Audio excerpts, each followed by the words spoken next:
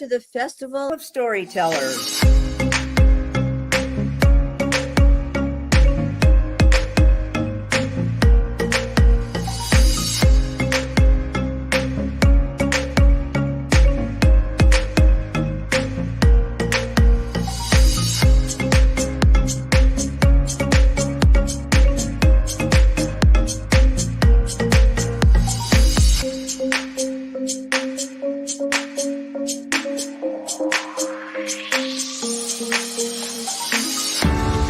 I can't tell you how excited I am to be on right now.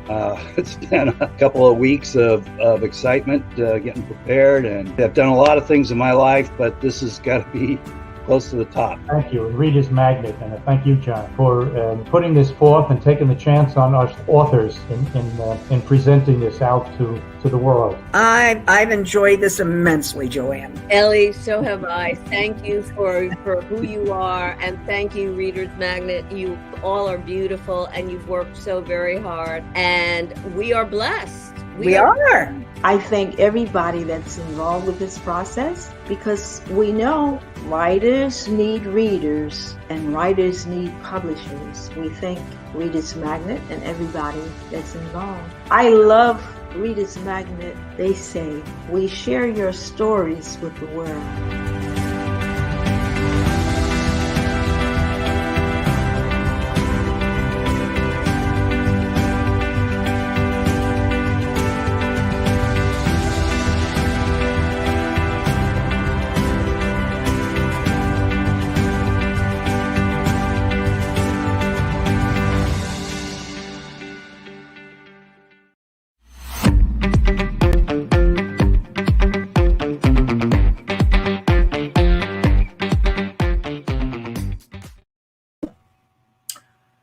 Well, hello. My name is David VANCELETTE, and for the next hour, I will be bringing you different ideas from my book, which is called How God Thinks. There's the cover. The cover is a painting by an artist named Joseph Natoire, and he painted in the 1700s. This was 1740, I believe. And it shows, of course, Adam pleading with God, please don't drive us out of the Garden of Eden. And Eve is shown teary-eyed, sorry for what she had done, handing over the kingdom of earth to Satan, God's arch enemy. So that is the name of the book, and the book is about symbolism. How God Thinks, the subtitle, Revealing God's Heart Through the Language of Symbolism. So it's not just how God thinks, but also how he feels, because God has strong emotions. In fact, his emotional nature more symbolizes how Eve is, how the female is with their emotional nature. The woman is much more like God emotionally than the man is. Man, you might say, is a little more cerebral, a little more logical, maybe, without as much interference from our emotional side. Although we get angry, that's emotion, isn't it? So we still have that to deal with. But this is about God and how he thinks.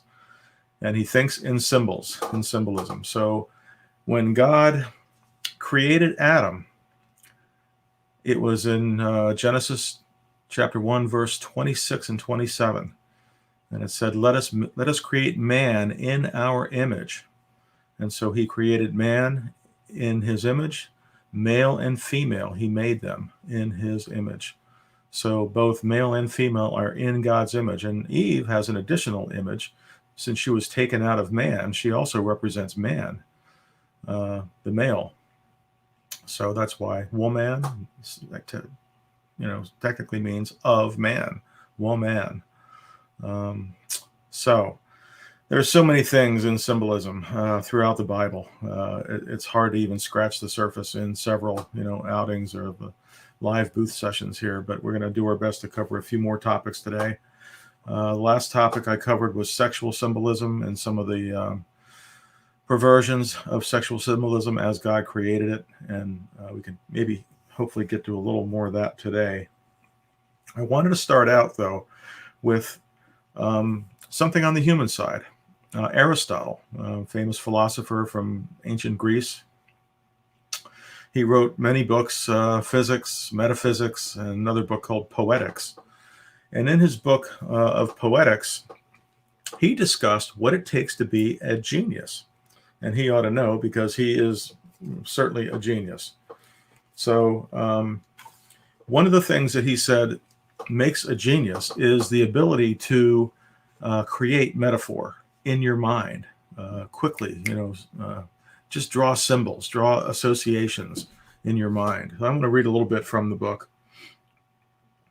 During the 300s BC, Aristotle lived and gathered his own wisdom in ancient Greece by observing mankind and the natural world around him, much as Solomon did in Jerusalem some 600 years earlier. Metaphor, according to one dictionary, is something used or regarded as being used to represent something else. So it's one thing standing for another. The Oxford English Dictionary goes into a little bit more detail in its definition. It says, metaphor is a figure of speech in which a name or descriptive term is transferred to some object different from the first object, but analogous to it.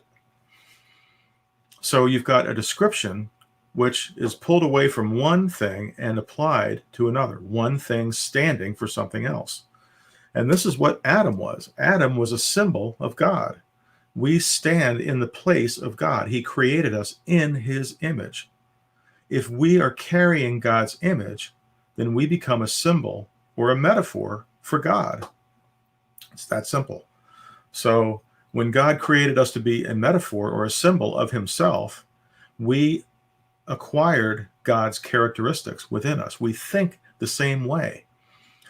American philosopher Peirce, what was his name? His first name was Joseph Peirce? No, I don't think so. Anyway, his philosopher named Peirce said that humans think only in symbols. That means when you see something, the thing that you're looking at isn't in your brain. There's sort of a screen-like thing as part of your makeup, and you can draw pictures in your head. You can draw from your catalog of your history, things you've seen in the past, where you can picture a car when there's no car nearby. You can picture it on a sort of a screen in your mind.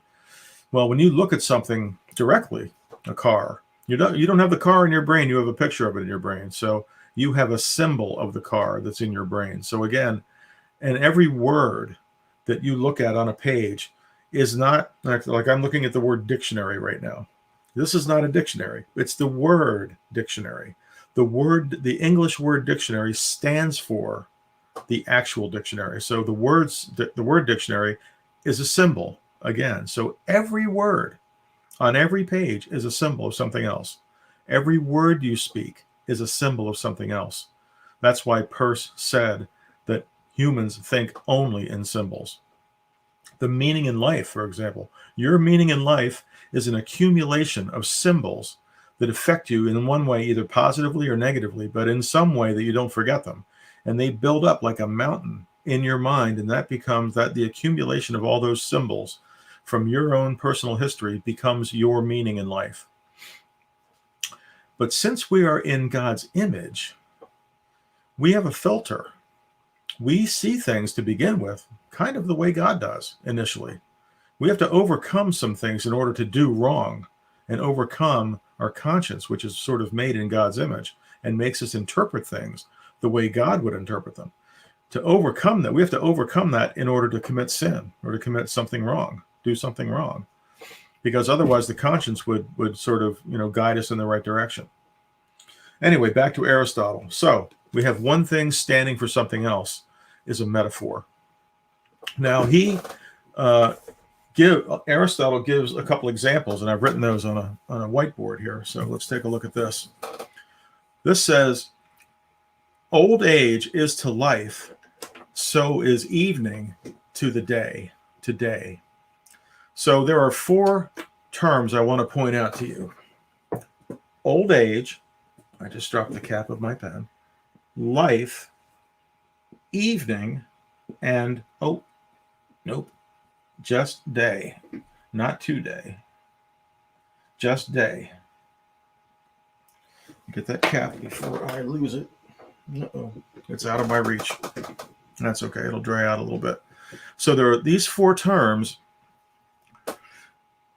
There is something in common between this term and this term, and that is it is a figure of lateness.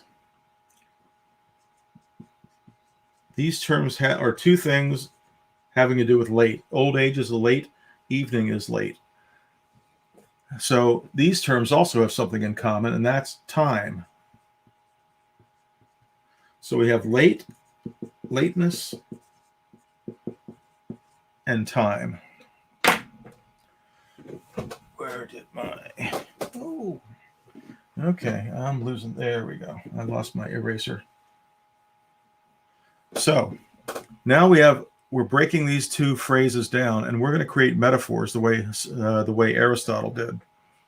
So Aristotle created two metaphors out of this. I have to turn the page. Sorry about that. So evening, he says, may be called the old age of the day. So old age, this is term A, comes down here. So old age is the evening of the day. Or let me see, how did he say it again? I got it wrong. Evening may be called the old age of the day. So he takes this term and inserts it down here. Evening is the old age of the day. And then the other term, which is flipped, you can see how this one goes this way, and this one is going to go this way. He's flipping terms within two phrases that have similarities. The similarity is lateness and time. Lateness and time. He's flipping it now and creating two metaphors.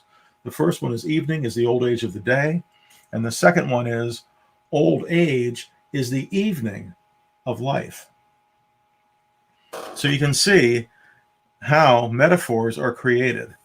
And so Aristotle says that if you can do this quickly, that qualifies you as being a genius. I'm sorry, I'm going to get this cap before I completely lose it. And there it is. So that's how Aristotle defined being a genius. Now, in Scripture, in the New Testament, we see Jesus being a genius in many ways, many, many ways. And Jesus, remember, was a picture of God the Father.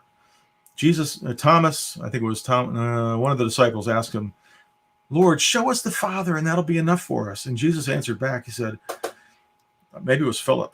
Philip, if you've seen me, you've seen the Father. Jesus was the exact representation of God the Father in his love, his mercy, not his judgment. Thankfully, not yet. His judgment will come later. So this is the difference between the Old Testament God and the New Testament God. Once Jesus offered himself for sin, God was able to completely forgive and not carry out judgment against people. We have complete forgiveness because of what Jesus did. God can overlook our sin for the meantime. And if you've never received that payment that Jesus made for your sin, don't delay. You don't know how long you have on this earth. It's going to take you by surprise, no matter what, no matter how old you are. No one's ready for death. Very few are ready for death. If you believe that Jesus died for your sin, that he was a symbol of you in God's mind, Jesus took your sin and paid for it. He stood in your place. That makes him a metaphor for you, a symbol for you. So God no longer has to punish you because he already punished Jesus. And it's not just for original sin that he died. I know some theologians teach that. There's nothing in the New Testament about that. Jesus said, he who believes in me has everlasting life. John 6:47. 1 John 5:13 says, I've written these things, John the Apostle writing, I've written these things so that you may believe in the name of the Son of God and that you may know that you have eternal life. All of your sins are forgiven by Jesus. But there are two ways to be forgiven. The penalty of your sin is paid for. That's the first way. The second way is after your sins are paid for, you still have to live your life, and you're still going to sin.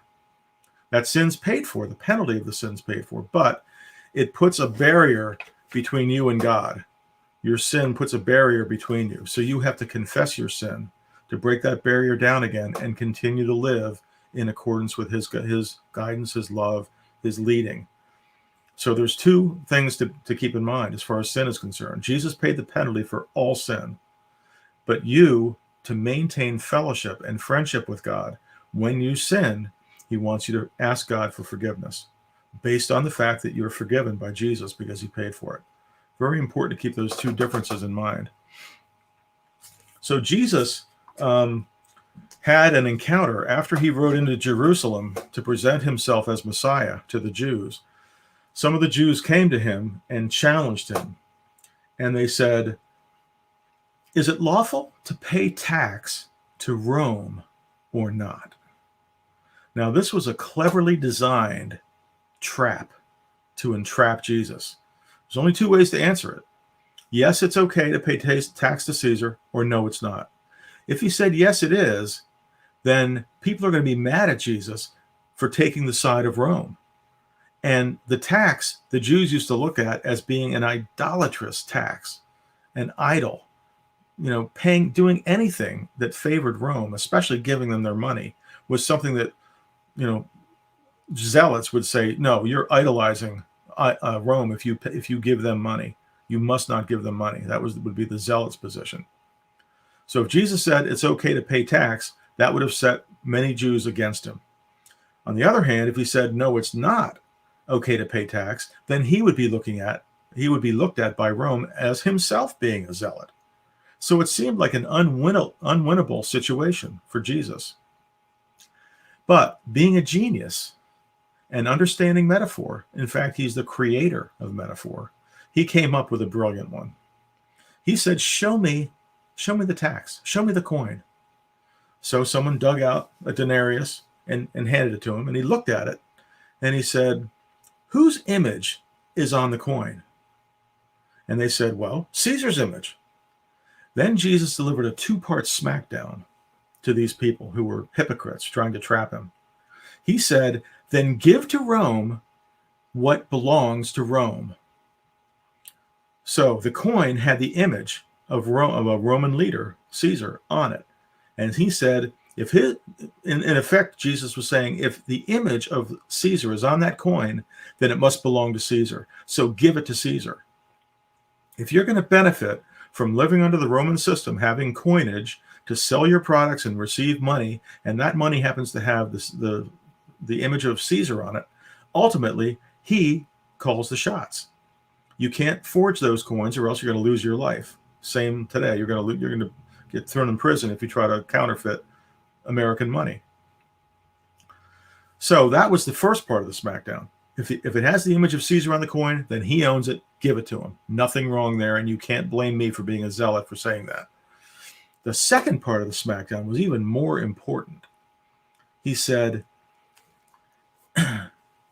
give the coin, if the image of the coin is on the coin, if the image of Caesar is on the coin, give the coin to Caesar. But if God's image is on you, then you have to give yourself to God. That's the second part. Is it lawful to give taxes or not? So he said, give to Caesar what is Caesar's, the coin, and give to God what is God's. Now, what Jesus had to do to come up with that was a two-part phraseology, just like we showed you in this. The first part would be, the coin has the image of Caesar, give it to Caesar.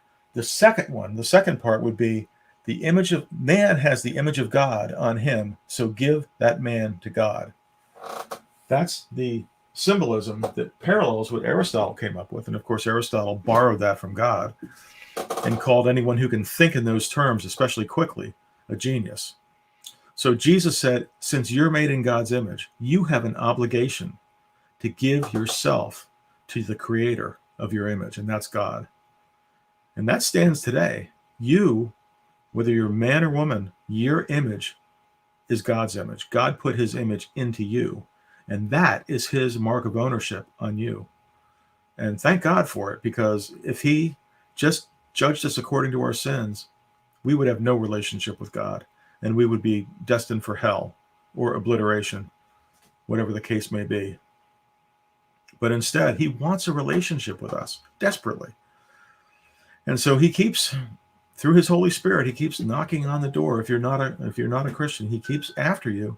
He keeps putting things in your life, whether you know it or not. I'm just telling you, he does. So maybe now, if you're an unbeliever, you'll start looking for ways that God is trying to get after you. Maybe he'll bring someone across your path and hand you a little pamphlet or something. Read it. That's God trying to get a hold of you.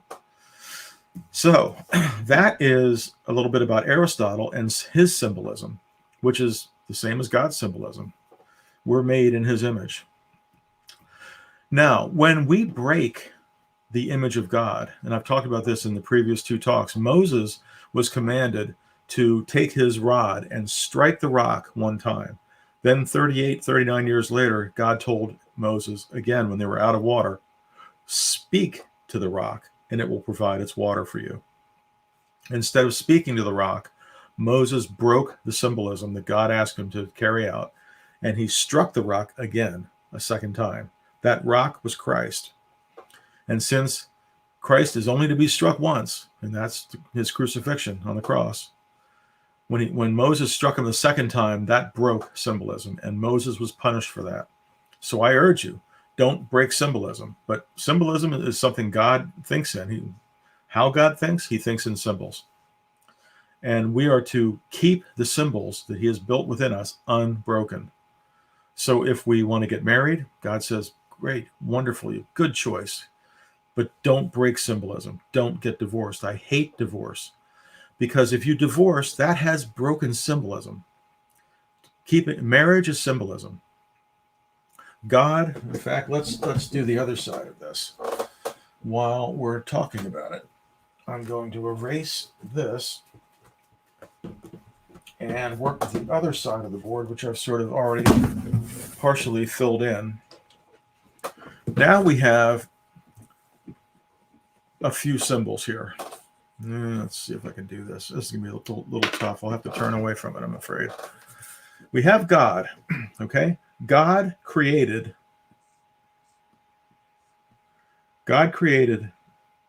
humans, male, female. Is that showing up? Okay, so God created male and female. He also says to Adam, he also created Adam first. Okay, so he creates Adam. And then he says, Adam, go name all the animals. And Adam named all the animals, and they were in pairs, male and female. So by the time he got done doing that, he realized, hey, there's no one left for me. So initially when God created man, he only created Adam. Eve wasn't created yet. Adam was created. He was shown the garden. He was told to name the animals. And only after he named the animals did he create Eve. He put Adam to sleep, took a rib out, and created the beautiful Eve. So now we have Adam and Eve who are married, okay? They're married. That's an M. That's supposed to be an M. Oh, let's move it this way. So why did God create marriage? He created marriage as a microcosm of his relationship to us. God wants a relationship with us desperately. He's always trying to get us to be closer to him, to obey him. He wants this relationship with us. And how do we get that relationship? We believe in him. It's belief, which is another word for trust. And another word for that is covenant. It's a promise. A promise is probably the better word, better known word. So in marriage, in human marriage, Adam pursues Eve just like God pursues us. And Adam proposes to Eve, will you please be my wife? And she can say yes or no. She has the power to say no. But if she says yes, then she says, what? I do. And that is the beginning of a marriage covenant. And that is a symbol of what God does with us. He says, please believe in Jesus. He paid for your sin. This is how you begin your journey with me. And you can say, yes, I believe in you, or no, I don't. And hopefully sometime before you die, you'll change your mind and say, yes, I do. But if you say, I do to God, you are fulfilling the symbolism of human marriage. Human marriage is a symbol, one thing standing for another thing. So, how did I get there? Broken marriage is when a man says to his wife, that's it, we're done. I divorce you. When a man does that, that's symbolic. That's broken symbolism. Why? Because it stands for God saying to his wife, go away, I don't want you anymore. And God will never do that. So man is doing something that God will never do. That's broken symbolism. The symbolism is God promising his love toward us forever, based on the blood that Jesus shed to pay for all of our sins. Broken symbolism is man saying to Eve, his wife, or any woman, I divorce you. That's like saying God can say to us, I divorce you. And he won't do that. He will not do that. Now, if a woman divorces her husband, that's broken symbolism also. That's like one of us who have started a relationship with God saying to God, not so much. I don't want you anymore. I divorce you, God. I'm going my own direction. And God doesn't want that either. That is broken symbolism. Because we should never judge God to be unworthy of our love and our faithfulness, because he's always faithful to us. We could never judge him as being unworthy. He might put us through trials, but it's for our benefit that he does that. I know that is false comfort to anyone who's going through bad times, but it's true. God will turn bad things into good things eventually. He will do that. So we have broken symbolism here. God gets mad at broken symbolism. Now, with that all in mind, let's look at Michelangelo a little bit. And I want to keep cognizant of the time here. It's 3:20. We'll have time for questions. And if you have any questions, you'll type your questions in, and then they go to the stage director, and then the stage director will put the questions up on the board for me. So you can start putting questions up there. And to the stage manager, you can feed me questions as we go, so I don't get too far off track when questions come along. So, Michelangelo, brilliant sculptor, painter, but he had a temper. Let's see, Michelangelo's anger. I write about that in the book here on this page. Let's see. When he created the statue of David, which he did, by the way, at age, I'm not sure. Okay, that was a different age I'm thinking of. Let's see. I'm looking for the quote about how angry he gets. Pope Julius II once said, Michelangelo is terrible, as you can see. No one can get along with him. And that's what a pope said of Michelangelo. Now, he was an expert, and sometimes experts get, on their high horse, and they want things done the way they want them done, and it's their way or the highway, if they're experts at what they do. And to some degree, they have the right to say that. But Michelangelo apparently was especially difficult to deal with. And he always had people wanting them to carve, carve my gravestone for me, carve, this figure, this statue, Cupid, what people with money were always after him. Sometimes they shafted him and he didn't get the money he was promised. Sometimes he paid for marble that was damaged and he couldn't use it. But think about a sculptor for a second. Someone said that being a sculptor is about the closest thing that you can get to being like God. And how is that so? Well, if you picture a big square block of marble, And out of that comes a beautiful sculpture of David, for example, the sculpture of David with his sling over his shoulder and, hand, brow furled and, ready to go out to battle. This beautiful sculpture. Was it 12, 14 feet high? I don't even know how high it was. It was gigantic. Or his beautiful Pieta of Mary holding the dead body of Jesus in her arms. He can look at a block of marble. And someone asked him how he does this. And he said, I just see what I see. And I just keep carving until I free that person or that angel. I just keep carving until they're free. And, somehow they can see three-dimensionally and carve this beautiful, glorious, carving. So he was very good at what he did. The Pieta that I mentioned, by the way, he carved that when he was 24 years old. Okay, great, 24. What were you doing at age 24? Probably not carving some of the world's most beautiful sculptures.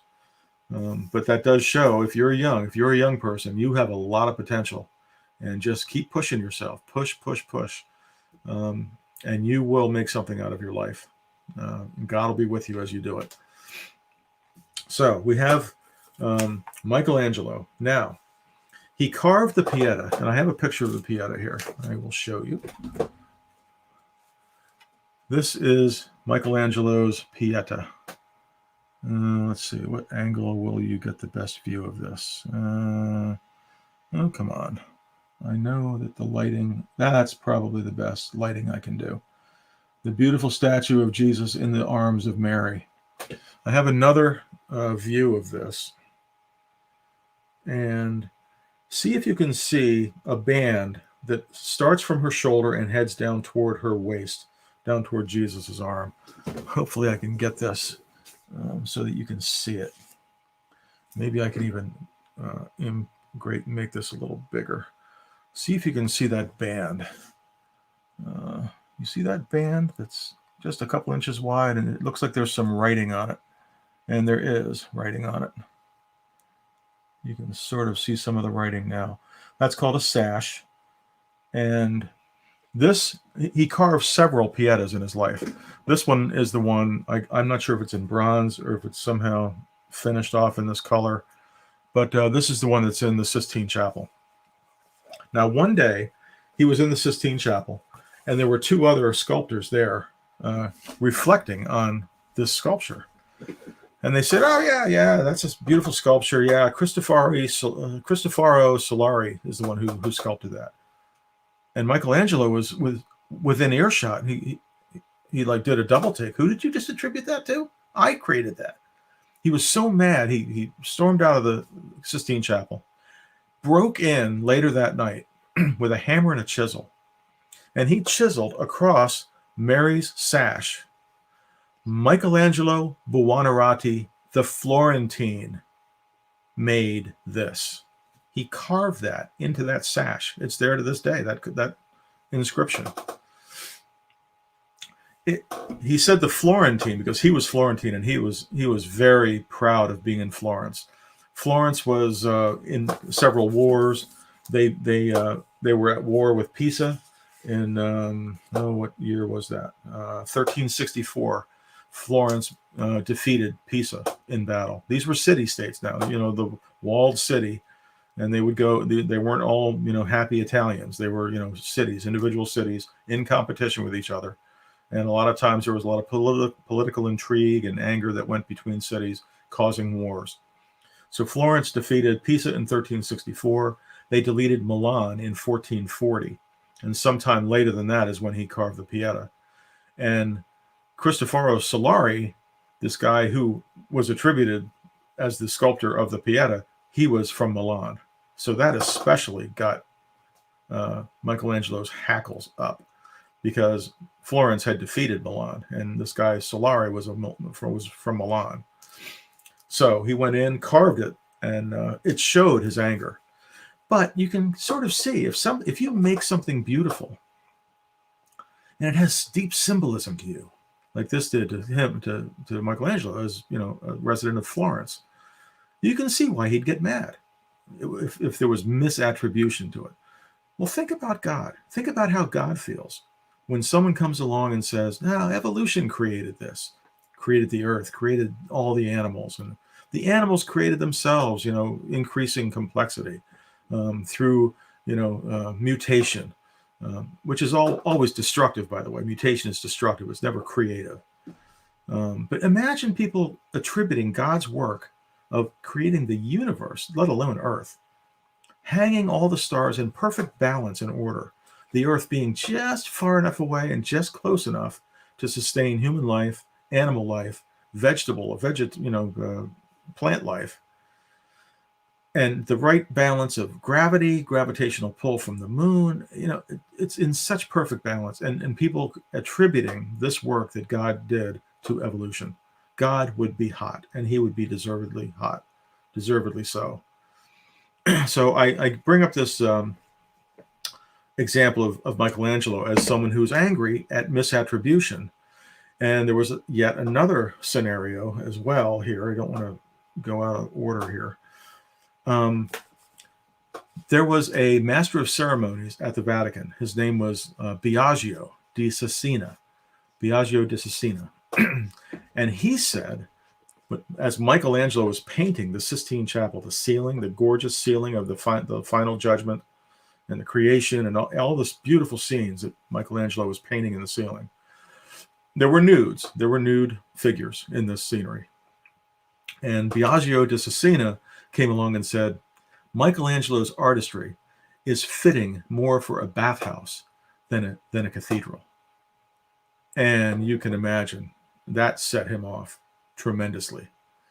He was very angry, especially after apparently the word around town was that Biagio di Cesena had his own illegitimate daughter.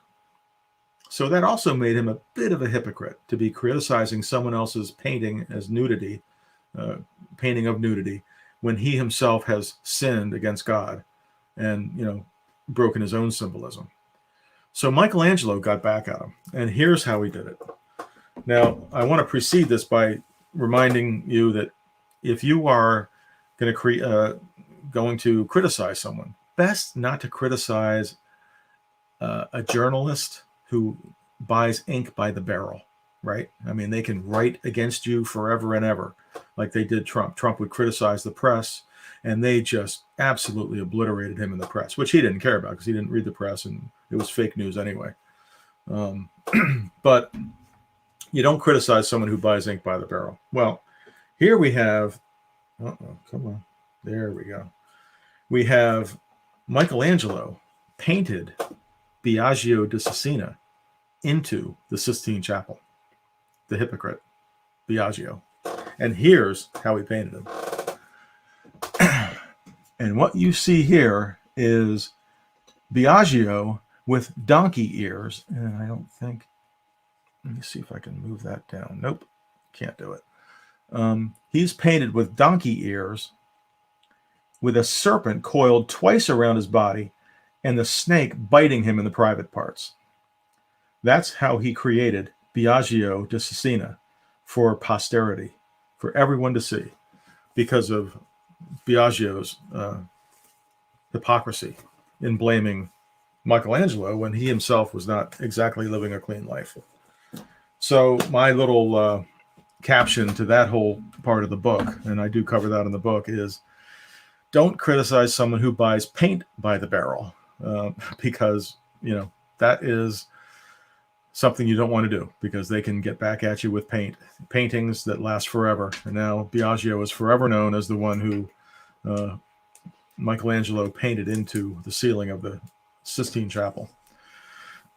Okay, well, I want to switch gears a little bit. Oh, and the whole summary of this little discussion about Michelangelo. Michelangelo was hurt. God is hurt when his symbolism is broken or his character is besmirched in some way or another. God is hurt by this. And there's a woman who's also part of Festival of Storytellers, and she, get the name. I'm not going to bring her up and not get the name. Her name is Carol Wagstaff. Carol Wagstaff. She relates stories about parents whose children are raised, they come out and say, hey, guess what, mom and dad, I'm gay, or I'm lesbian, or, I want to change my gender. And what that does to the parents are mortified in most cases. And if they're Christians, they're doubly mortified because it just breaks God's symbolism so atrociously that the parents are devastated. Well, God is devastated too. He has emotions. And we can hurt God's feelings. We can hurt his emotions when we attribute something that he did, on the good side to someone else who had nothing to do with it. That hurts him tremendously. So Michelangelo not only was a sculptor who created things just like God creates things, but he also felt the pain of having his creations misattributed to other people or besmirched by other people who really had no right to do so. So Michelangelo was hurt in the same way that God gets hurt when we break his symbolism. So that's a summary of why I brought that whole thing into the book. The next thing I want to talk about is another besmirching of God's character, this time by a professor named Robert R. Cargill of University of Iowa. And this is some years ago now, several years ago. He was interviewed by a woman named Meredith Bennett Smith. And her interview was posted on the Huffington Post website. So it's a little bit convoluted how it all developed, but in the interview, Cargill was trying to make the point that he and other professors know for certain that there are other types of marriage that are acceptable to God, not just one man, one woman forever, which is the ideal. And his proof for saying that there are other valid forms of marriage, and guess which kind of marriage he was trying to defend? I'll leave you with that for a second. He said, my reason for saying there are different types of marriage that are acceptable is when you look at the patriarchs, Abraham, David, Solomon, these men all had multiple wives. It wasn't just Adam married to Eve or one man married to another forever. It wasn't that. They bent the rules and made another acceptable form of marriage before God, and that is polygamy. Polygamy, which is practiced in one of our states, right? And has the law, force of law behind it in that state. Okay, so they had multiple wives. It's true. So how do you explain this aberration in God's plan of marriage for one man and one woman? How do you explain that? Well, here is a way to explain it. God, in his, use this while I'm thinking about it. God has a wife, and that is made up of males and females. In fact, there are many, aren't there? There are many men and women. Millions of them, millions of people, all the way down. Millions of people, millions and millions of people are married to God. So you could say that God, in effect, his wife is made up of many people, many males and females, because it's God. It's heavenly marriage. It's a commitment of his creation, which is male and female. It's an individual covenant that each one has made individually to God himself. So you could say that God has, or that God really is a husband to many wives. 1, 2, 3, 4, 5 millions of wives, you could say. Now, in practice, God doesn't make an issue out of that. Furthermore, God didn't say in Mosaic law or anywhere in Genesis that it was okay for a man to have multiple wives. He never said it was okay. In other words, he's not the originator of that. That's what happened out in Egypt or in Assyria, Babylon, Syria, or there's Assyria and Syria, two different types, Tyre, Sidon, all these kingdoms, these ancient kingdoms, they all had multiple wives, all these kings, and it was acceptable to them. So at the time that Abraham lived, it was already an acceptable thing worldwide as far as they knew the world. So they just did what was happening in the world. And God did not either say yes or no to do that. However, having seen that believers, Jewish believers in God, were doing this, God had to step in and say something to them that no other nation was saying. And that is, if you're going to do this, then these other women that you're taking, they have rights. You can't just throw them out with the trash if you happen to be done with them. They have rights as human beings because he made them as much as he made your first wife. So God stepped in and made laws governing polygamy. Although he did not originate it, he governed it in order to be fair to the women, the multiple wives of a man. So if a man told one of his women, one of his wives, I'm done with you, get out of here, God said, you have to write her a bill of divorce. So that proves that she was married to you. And women across the world didn't have that in other cultures.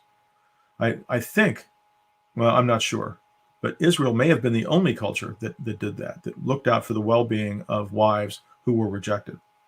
So again, the multiple nature of a man, a human being of flesh and bone, having multiple wives does not violate the character of God, because God himself has multiple wives in a sense, because each individual who has a relationship to God is considered his wife. And so therefore, there's millions of wives, hundreds of thousands, or tens of thousands back in those days. I don't know how many there were, but God had multiple wives in essence. So it didn't break the character of God to allow this. That's why he didn't forbid it in Mosaic law. However, a woman was forbidden to have multiple husbands. Now, I don't know if that was actually in Mosaic law, but it just wasn't done, period. It wasn't allowed. And what that would signify to God, if it were allowed, would be something like this. A woman has husband A and husband B and husband C. What does that translate into in terms of heavenly marriage between God and a believer? The way it translates is there are multiple gods. You're in effect saying that each of these husbands, each one stands for a different God. So in heavenly marriage, when you have a relationship, a covenant with God, God's not your only God. There are other gods, small g. And these other gods, we know from many verses in Scripture, are demons. These other gods, Zeus and Molech and Astarte and numerous other gods of ancient times, they were all demons, and they demanded worship, and they got it. But if a woman is going to say, I want multiple husbands, it's like telling God, I want you as one of my gods and these other gods of the nations as my gods also. I want to have a covenant relationship with each one of them. And to God, that is an abomination. So that's why that was never even entertained. I don't even think it was legislated against. It just didn't have a chance of getting off the starting line. That was just not allowed. So anyway, back to Cargill and the University of Iowa. So Cargill says, since Abraham had multiple wives, King David had multiple wives, Solomon and many others had multiple wives. Since God permits that, therefore, there are an abundance of different types of marriage that are acceptable to God. Let me see if I can find the quote real quick. Here is the section on Cargill. Okay, so Meredith Bennett Smith commented this way on Cargill's argument. She said, the Bible's definition of marriage can be confusing and contradictory, noted the scholars like Cargill. They stated in their column that a primary example of this confusion is the religious books, i.e. Bible, the religious books' stance on polygamy, a practice that was embraced by prominent biblical figures, Abraham and David. So I write, as is frequently done, even by some scholars, Cargill committed a logical fallacy. philosophical fallacy. I'm a philosophy major, by the way. And I'll get to more of that in a second. But he started with an invalid, well, he started with a valid premise and argued to an invalid, universal conclusion. That's what's invalid about it. You can't start with an individual little premise and say, well, this applies to everything in the world, because it doesn't. It only applies to the things that you can demonstrate it applies to. But Cargill says, well, since David and Abraham had multiple wives, then we can extrapolate from that and say, oh, well, different kinds of marriage are also okay. But they're not. Let me check the time here. 20 minutes. Okay. Doing well. So let me come back to another quote from Cargill. Okay, back to Cargill. So he states that biblical rules surrounding marriage are confused and contradictory. The real source of confusion, however, comes from his inability to recognize the symbolism behind God's regulations on marriage. As I said, David having multiple wives was not legislated. It didn't say anywhere in Mosaic law that it was okay for man to do that. However, him doing that, which is what other nations around the world were doing, did not violate the character of God, because God has covenant relationships with many, many, many individuals. And this is what polygamy would symbolize. If you look at it as to what it symbolizes to God, what does God think of it when he sees this? To God, it symbolizes his relationship to many individuals. So it doesn't violate his character. Whereas, as I discussed, if you had one woman with many husbands, that would represent one believer with many gods, and that does violate God's character, which is why polyamory, which is one woman, many men, is not an acceptable arrangement in the Old Testament or almost anywhere else. So I would say, first, an argument against... Okay. Let me quote two more quotes from Cargill and Bennett Smith. First from Bennett Smith. He, Cargill, explained that it is obvious to scholars. This really gets me. I'm sorry. I have to laugh when I read this. Cargill explained that it is obvious to scholars and some religious leaders that the Bible endorses a wide variety of relationships. I mean, that's just pathetic. That's just someone not reading the Bible at all for what it means, or what it says. So another quote from Cargill takes us to the final objective, which is what he was really driving toward. Here it is. He said, ultimately, a biblical argument against same-sex marriage. That's what he was driving toward. That's what he's trying to say is just as valid as any other marriage, because the Bible endorses a wide variety of marriages. Yeah, of course. A biblical argument against same-sex marriage is wholly unsustainable. In other words, you can't argue from the Bible against same-sex marriage, which is just a load of you-know-what. Now, he says an argument against same-sex marriage is wholly unsustainable. We scholars all know this. They know it. They know it for sure. They all know this. But very few scholars are talking about it because they don't want to take the heat. All right, and here's my reply to this whole thing. First, an argument against same-sex marriage is not wholly unsustainable. This is a complete logical fallacy. You can't reason directly from a premise that one man, one woman is too narrow, all the way to, therefore, lots of marriage combinations are valid as well, including same-sex marriage. You can't argue that way. That's a complete logical fallacy in philosophy. Complete. You can't argue from a particular to a universal. Hello, fairgoer. I just got tagged a little bit. If you have a question, let it rip. I'll try to work it in. So imagine if I made an argument like this. God said, you shall not murder. And he did. He said, that's one of his commandments. You shall not murder. you might, what if I said that law is too restrictive? It's too restrictive because God commanded Noah to put murderers to death.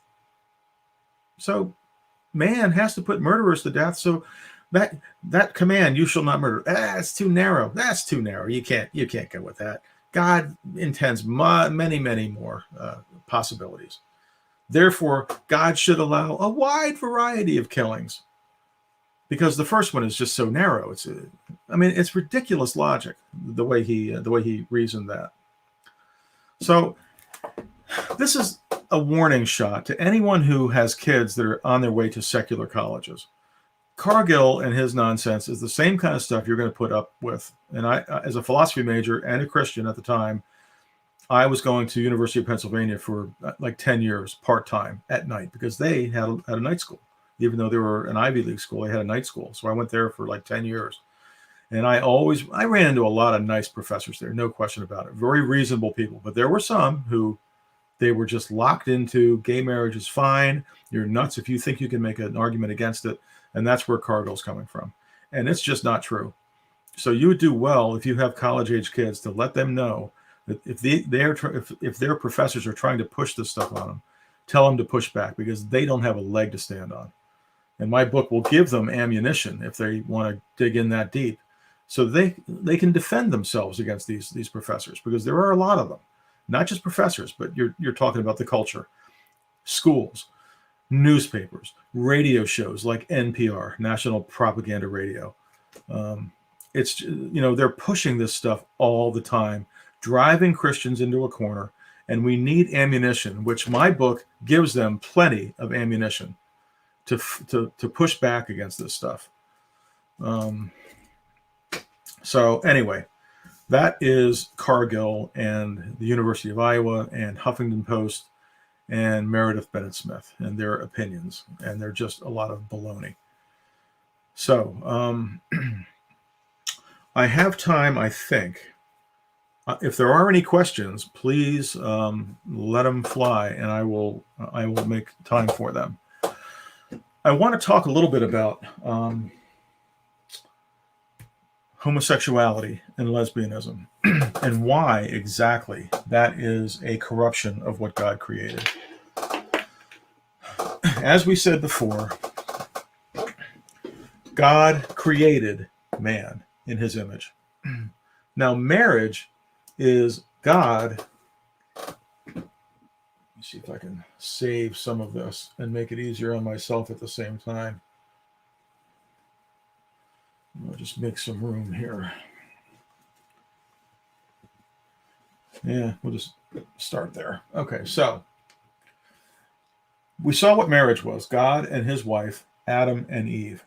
And Adam represents God, and Eve represents all believers. If you remember what I just erased.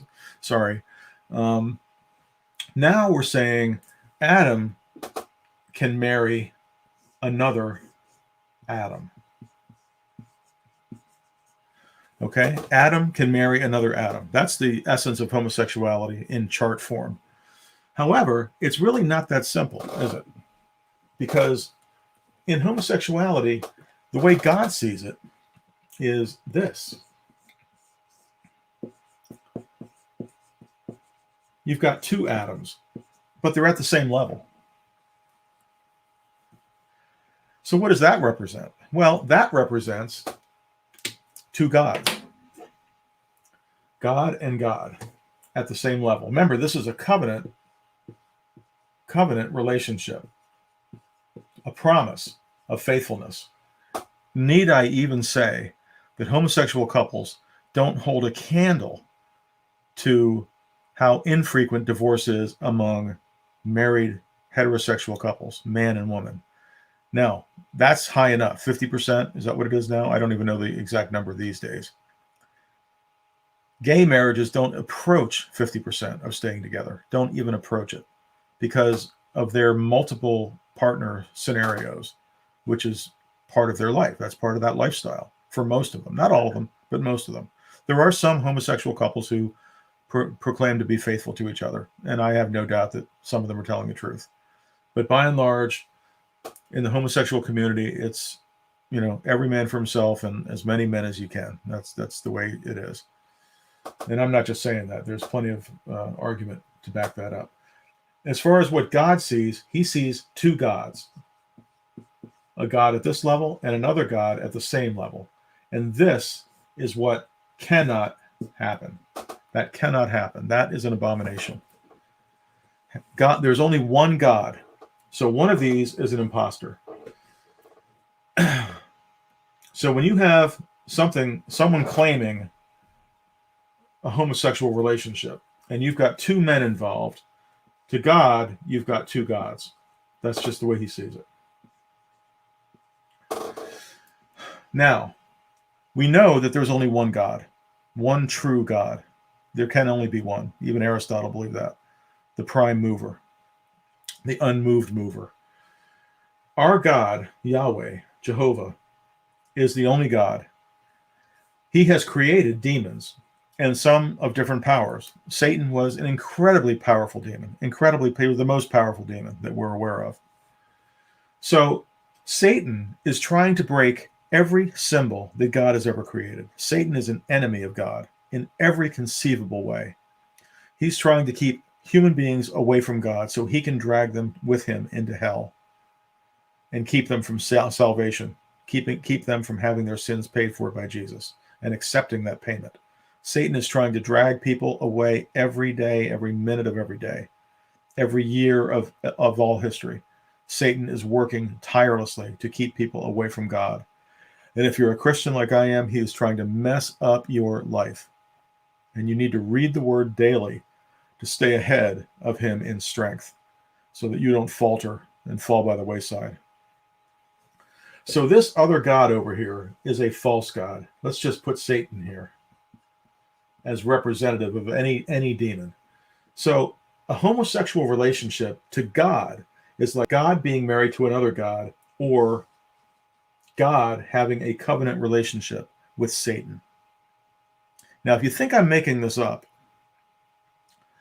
if you were the smartest being in the universe next to God, the smartest one, and smarter than any human being by multiple tens of billions of power of 10 billion. There's no comparison between his intelligence and ours. If you're Satan and you're pushing homosexuality, which he does, you can only have in mind that you as Satan are trying to make yourself equal to God. That is what he set out to do.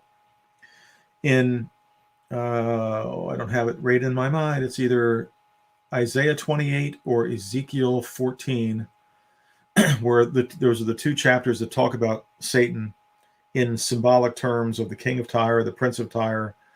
And Satan, one of the things Satan said is, I will be like the Most High. That's what he was out to do. He walked in the garden of God. He walked on the mountaintop with God. He was in charge of flying overhead, overshadowing the throne of God in his heyday. And then he fell. And when he fell, it's because he wanted to be like God. Well, in homosexuality, he has made himself like God because he has elevated himself in a covenant relationship with another male figure, male with male in a covenant relationship, God and Satan. That's what he set out to do. That's what he is shoving in God's face every time there's a homosexual relationship. Satan is laughing himself silly because finally he has made himself equal with God. And also, if you can destroy everything that God has made, you can destroy all the symbolism that God has put in the world. Doesn't that make you sort of equal to God too? If you can destroy everything he made, aren't you sort of equal to God? This is what goes through Satan's mind. He wants to be equal to God. And he does so by destroying all the symbolism, and in homosexuality by elevating a second God to the covenant relationship. So if that's true between male homosexuality, which, by the way, is given the death penalty in Mosaic law, and if you have any doubt, remember Sodom and Gomorrah, how God dealt with that scenario. That was compounded by, how am I doing? 5 more minutes. I have to wrap it up. No questions out there. Okay, if there are no questions, I'll just keep rolling here. Lesbianism. Lesbianism is two females in a relationship. Now, in our marriage scenario, let me do this again. In our marriage relationship, you've got Adam and Eve, right? You've got Adam and Eve in a marriage relationship. But in lesbianism, you've got two Eves, right? So what does that mean symbolically? Well, if Eve in Genesis 3:20 is called the mother of all the living, all right? Every living person has Eve as their mother, except Adam. So if Eve is the mother of all the living, then what is another Eve here? It's like saying Eve in love with herself. All of the believers in love, in a covenant relationship, in a love relationship with herself. But if Eve represents all human beings, what we have here is humanity in love with humanity. And what is another name for that? Another name for that is humanism. Humanism starts with mankind. I'm not talking about male. Humanism starts with mankind as its basis for all decisions, all propositions, all principles. There is no God involved here. Humanism starts from mankind. Theism, theos is the Greek word for God, theos. Theism is having God as your starting point. So this is not theism, this is humanism. Eve in love with Eve, humanity in love with humanity, and having a covenant relationship with themselves, which is all humanism. So humanism is a corruption, to be sure, but it doesn't rise to the level of homosexuality between males, which brings God into the picture, because God, we're talking about the upper level of that relationship. We're talking about the God level.